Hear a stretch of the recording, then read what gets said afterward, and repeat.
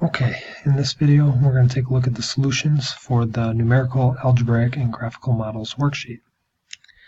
Number one is here. First thing you would obviously want to do is read the question, get an idea of what you're looking at here. This one is represented as a table with some values there. Looks like it's going in 5-year increments. You've got a column for the minimum hourly wage and a column for the purchasing power in $2001. I'm going to jump ahead to the solutions here. Using those values in the table, Part A asks you in what 5-year period did the actual minimum wage increase the most. If you take a look at the values here in the minimum hourly wage column, you could easily make some notes for yourself and make note of how much the minimum hourly wage went up in each 5-year span. The years where it went up the most were from 1975 to 1980. The minimum hourly wage increased by $1. There were a couple of years where it was close to that, going up 90 cents from 1990 to 1995, and then 1995 to 2000. However, 1975 to 1980 did have the biggest increase in the actual minimum wage. Just reading the table. Part B, very similar in the fact that you're just reading the table. So in what year did a worker earning the minimum wage enjoy the greatest purchasing power? This time we're looking at the purchasing power in $2001 column, and just reading the values there, it's pretty clear to see that in 1970 the minimum wage was enjoying a purchasing power of $7.23. None of the other years even had anything over $7, so clearly that is the answer for Part B. Part C, what was the longest period during which the minimum wage did not increase? The answer to that would be 5 years, and it happened 3 times. From 1940 to 1945, the minimum hourly wage stayed at 30 cents. From 1950 to 1955, the minimum hourly wage stayed at 75 cents. And then again in 1985 to 1990, the minimum hourly wage stayed at $3.35. Part D says a worker on minimum wage in 1980 was earning nearly twice as much as a worker on minimum wage in 1970, and yet there was great pressure to raise the minimum wage again. Why? The key to this question, the answer to this question, actually comes up here in the directions where it says answer the following questions using only the data in the table. So if we're only using the data in the table, and we take a look in 1980, the worker on minimum wage is earning nearly twice as much as 1970. But you can see that the purchasing power is decreasing. So even though they are making more with their minimum hourly wage, they're having less purchasing power out of it, which is why there was a lot of pressure to raise the minimum wage. So sometimes you have to analyze the data in a table to come up with an answer. Number two, again, we have some data in a table. This time it tells us that the table shows the growth in the number of prisoners incarcerated in state and federal prisons from 1980 to 2000. The question is the proportion of female prisoners over the years increasing? The most common correct answer is yes, because if you look in the female column, you can see that the raw number of females is going up each year, each 5-year span, I should say. However, it doesn't ask if the raw numbers are going up, it asks is the proportion of female prisoners over the years increasing. So one of the things about analyzing data is that sometimes the answers are not right in the table, and this is an example of that. In order to determine if the proportion of female prisoners over the years is increasing, you actually have to calculate what the proportion of female prisoners actually is each year. So to do that, you have to understand proportions. So what I did here was I called the total column capital T, I called the male column lowercase m, and I called the female column lowercase f. So lowercase f is the number of females in thousands, lowercase m is the number of males in thousands, capital T is the total in thousands, And then I created a new column here, which I called capital F. Capital F is the proportion of females in the prison. How do you calculate a proportion? Well, you take the total number of females in thousands that are in the prison, and you divide by the total number of prisoners in thousands. Then you'll get the proportion or percent of females that are actually incarcerated during these years. So to get this 3.8 right here, I took 12 divided by 316, which you could easily do using your graphing calculator. So 12 divided by 316, hit enter, and you get 0.0379, which is in decimal form, but to turn that into a percent, you multiply by 100 or move the decimal 2 spots to the right. Hence 3.8. Same thing to get the 4.4. Take 21 divided by 480.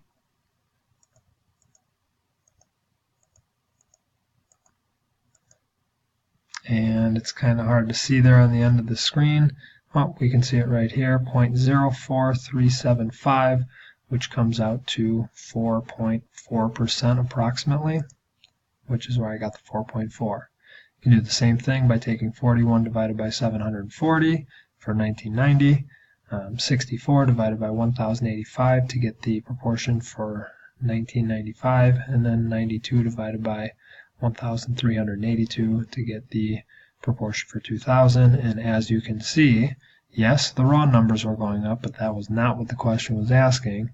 But is the proportion going up as well of females in prisons? Yes, it is.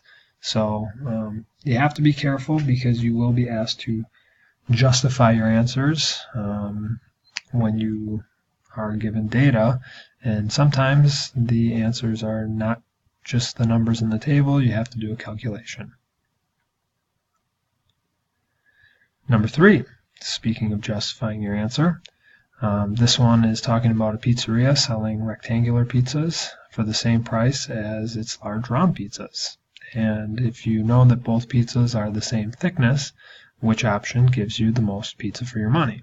So the thickness doesn't even matter in this case, because if they're the same thickness, then you don't have to worry about, whether one's a thin crust and one's a deep dish or whatever the case may be. So if we can eliminate the thickness as a factor, then this is really just asking us to compare the area of the pizzas. In order to do that, you need to know the formula for the area of a rectangle, length times width, and the formula for the area of a circle, which is pi r squared. Have to be a little bit careful here because they gave us the diameter of the pizza, not the radius of the pizza. So if the diameter is 24 inches, then obviously you cut that in half to get a radius of 12.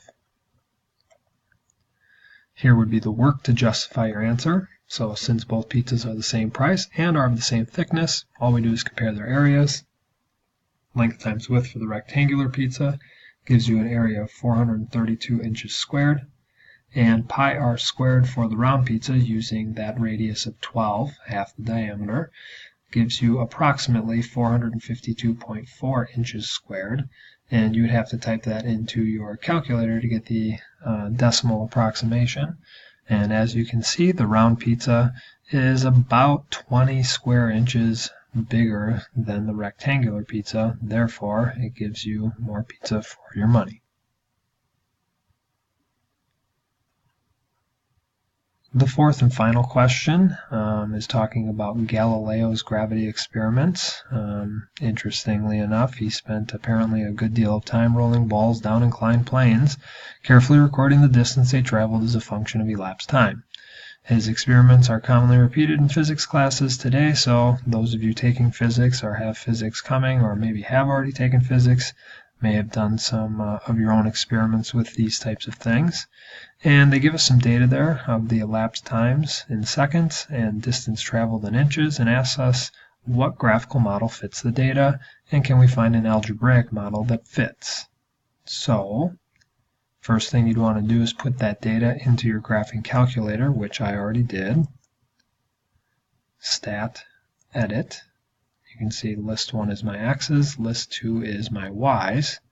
And if I want to decide, what kind of model I'm going to try to fit this to, I'm going to have to look at the data on a graph. So remember, if you hit graph right now, nothing's going to show up because you need to tell the calculator to plot your points. So you hit second y equals, which is your stat plot, and turn plot 1 on. Once you turn it on, just make sure that you have a scatter plot. List 1 we have as our x's, so that's good. List 2 we have as our y's, so that's good. We'll just use that big marking so we can see it, and then we'll leave the color as is. If I hit graph right now, most of the points show up, but not all of them. So remember, when you're doing stats problems, zoom option 9, which is zoom stat, will give you a window with all of the points. And even though part of my calculator is cut off, you can see the shape of these. Looks like it might be a shape we're pretty familiar with, which would be a parabola. So in order to decide if the parabola is the best fit for this, here's something new that we haven't done yet in class, and it's called the correlation coefficient.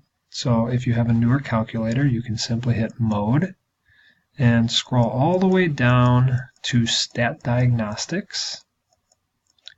And when you go down to Stat Diagnostics, just turn that on.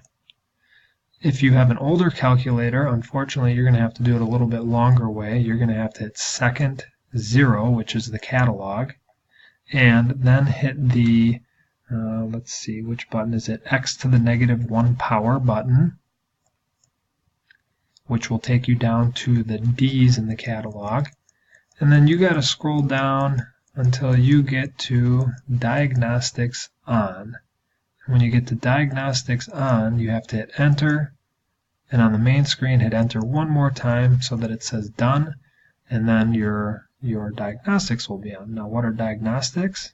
Well, let's just say we tried to fit this data to a linear equation. I would go Stat, Calc. The fourth option is a linear regression, so I hit 4.